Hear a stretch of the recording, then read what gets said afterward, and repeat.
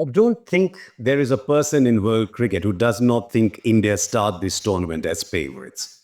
But because we in India tend to sort of downplay ourselves a little bit, I'll say one of the favourites. Remember, there's only 8 teams. But the numbers suggest that India have been a powerhouse in ICC ODI tournaments over the last 15 years. And I look at this team and nothing suggests to me that that record need not get extended. India have lost 3 games out of 35 going back to ICC tournaments over 15 years. It's a record anybody would kill to have. And a lot of the players who made that record possible are still around. So I think India should go into this tournament with a lot of confidence. Now you look at the side that's been picked and 2 things hit you straight away. One, no Bumrah.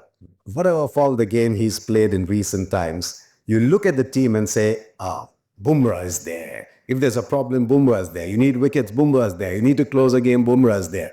But he isn't there. So let's end all that discussion now. There's no point thinking about who isn't there. The others have now got to stand up, especially where death bowling is concerned. What else about this team? It's a team that's been picked for a short tournament.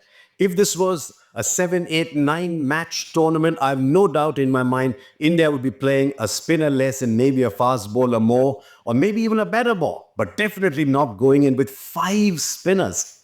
What does that tell you?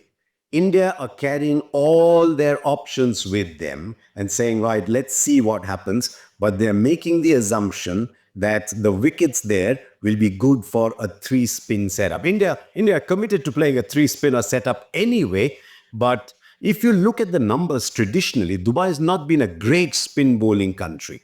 But I think India are banking on the fact that it's end of season.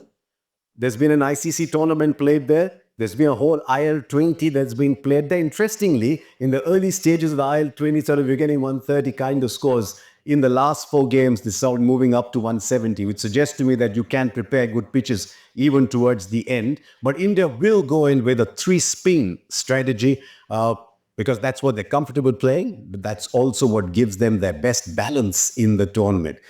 And the moment you look at balance, you look at Hardik, you look at Jadeja. These are the twin pillars of India's balance in this tournament. Scoring runs, luckily both are in good form, guaranteeing you 15, 16 overs between them, occasionally go the distance too. But India's strategy is built on batting deep, having all-rounders, one seam, one spin. That is at the core of that strategy. Now let's start with the batting, because this is a big show of faith in the batting. Just 6 batters picked, all of whom can play and can play in different positions. But no Jaiswal. Straight away, India have said, we are banking on Rohit Sharma and Shubman Gill, and with good reason. Their numbers in recent times have been absolutely staggering. I'm looking at Rohit and Gill. Last 26 matches, averaging 74.72 and scoring at over 7 and over. Rohit's 100 against England would just fill him with confidence, fill everybody with confidence. When Rohit Sharma is scoring runs at the top of the order, as we saw in the 2023 World Cup, India become beasts team. Then there's Shreyas Iyer at number 4.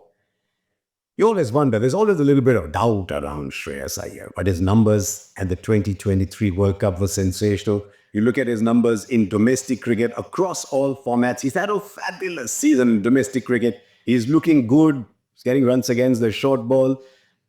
We have to mention that. But I think Shreyas has done a fantastic job of overcoming that. And I think he's a very solid number 4.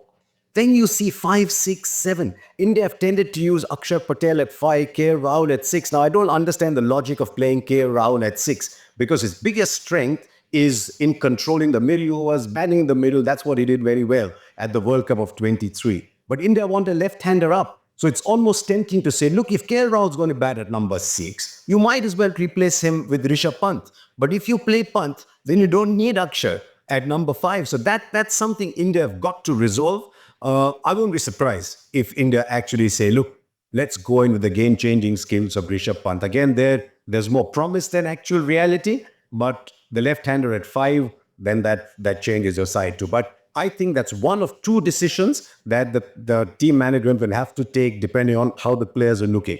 KL Rahul versus Rishabh Pant, and later Varun Chakravarti versus Kuldeep. We'll come to that. Now that leaves number 3, the king in this format. You might ask questions of Virat Kohli in Test match cricket, T20, but in ODI cricket, he's been one of the greatest that's ever played. And remember, ODI cricket is the easiest format for a batter to play himself in because you've got time. And when Kohli's time, he will control the middle overs. And I don't think strike rate will ever be an issue if Kohli's played a long enough innings. So this team is a show of faith in Virat Kohli. Now, if for some reason, whatever reason, in my mind, it's not a factor because I think they're going to give him these 4 or 5 games, you can actually play KL Rahul at number 3. If there's an emergency, morning of the game, suddenly Rohit unwell, Shubman Gill unwell, you can play KL Rahul there as well. He's a very versatile player. So I think given the fact that India are going to play 3, maybe 4, maybe 5 at most, I think they've decided this is the batting that we've got. And I think it's a very, very powerful batting lineup. Then batting deep, the 2 left-arm spinners plus Hardik Pandya means you've got bona-fide all-rounders batting at 6, 7, 8. You will most days get 23, 24 overs between them. Some days even more. That gives you a little buffer against the fast bowlers and against the fast bowler and the specialist spinner. So I think India will go in with that format, but they've got to find someone to play the Bumrah role, especially at the end. And that is where I see Arshdeep Singh playing a really big part in this tournament. He's often said that when Bumrah's around, he gets more wickets. But I think he's shown that in T20 cricket. I think he's perfectly capable of doing it in 10 overs cricket as well, where bowlers got to bowl 10 overs. And I think that'll free Mohammad Shami from a little bit of responsibility. Shami is an ODI GOAT. He's a sensational player. You look at Mohammad Shami in ODI cricket, and you tend not to think of Mohammad Shami as a wide ball player. But the last 2 tournaments he's played, he's been the leading wicket taker in the World Cup of 2023, leading wicket taker in IPL. It's probably because he's such a good test match bowler, but he is a serious wide ball cricketer, and he loves playing these ICC tournaments. 18 matches in World Cups, he's taken 55 wickets. Now, I'm not saying he can replicate that straight away, but that tells you why Mohammad Shami is such a special player in this side. And even though he's coming back from injury, I think the more he bowls, the better he gets. The more he bowls, the better he gets. It's a factor with Mohammad Shami all through. So I see Arshdeep and Shami playing that role with Hardik Pandya as the 3rd seamer, the 2 finger spinners, and then one of Varun Chakravarti or Kuldeep Yadav. That is something that the team management will take a call on. Isn't it tempting to say, can I play both of them? Shami, Kuldeep to bat 8 or 9, then a fast bowler and Varun Chakravarti, and say, look, if I've got those 2 wristies, both wicket takers, 2 fast bowlers, one of Ashwin and Jadeja, one of Akshar and Jadeja, and Hardik Pandya, can we not go in with that? The only reason I think India may not do that is India like going hard from the power play. Rohit and Shubman's numbers in the power play are sensational. So India want to keep going hard, and for that they want to play 8 batters. So I think that's what India will do.